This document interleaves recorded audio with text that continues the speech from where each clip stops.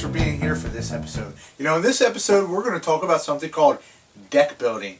That's right. This deck building actually goes back to the early 1900s. That's something that I found out while I was doing research for this here episode. So, it's going to be kind of tough to show you guys what I'm talking about with all this junk in the way. So, let me get this all out of here and we'll get right into the heart of deck building.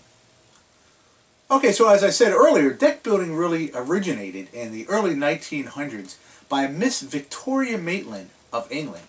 It was around the 1970s when deck building finally came over to the United States, but it wasn't until 1992 when it really exploded.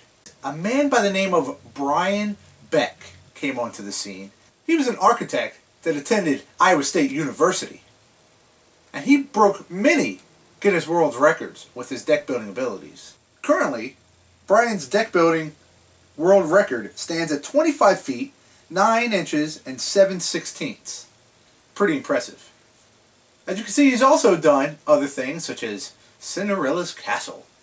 Now, let's take a little bit closer look and I'll explain to you a few of the basics of deck building. For this particular explanation, we're going to be using a cheaper version of some cards here. You got to be careful when you're purchasing different types of cards. You don't want to get something that has too much of a smooth finish on it. So a lot of times the cheaper cards have a little bit lesser smoothness to them and they're easier to stack. One of the basics that everyone has probably seen and done plenty of times as a child is pretty much just your simple basic triangle stand. You start with one triangle and then you build your second triangle directly beside it.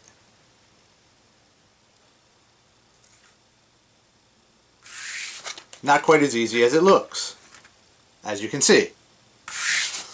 Now, once you have your two triangles set, you simply add a card as a roof, and then you'll put another triangle on top of that one.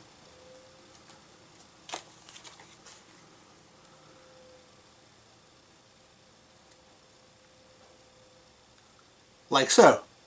Then you'll continue to build triangles out sideways and higher up, making sure you don't hit the table like I just did.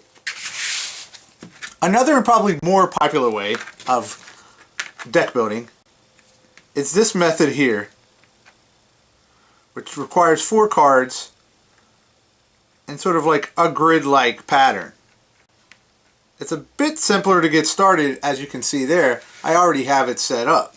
Then what people will use is called a fence to go around the outside, or you can continue building this grid pattern until you have a larger area or a base of cards. It's much simpler to build your cards on top, and then from that position you can start to build another grid on top of that, which I won't do right now, but you get the idea.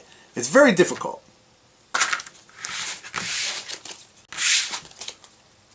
Deck building can really take a long time to master. It's something you have to put a lot of practice into. And also, you don't always have to just use standard playing cards or the bicycle playing cards.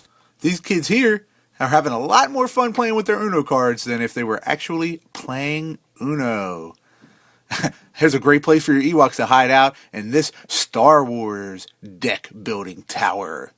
And of course, this kid has nothing better to do with his money but to make a deck building tower out of $100 bills. These days, lots of different companies are putting out types of cards that you can use in your deck building. Once you get the basics down and you build a pretty nice size house or structure, you can start adding expansions onto it. And that's pretty much it for this episode. Until next time, when we talk about dice building.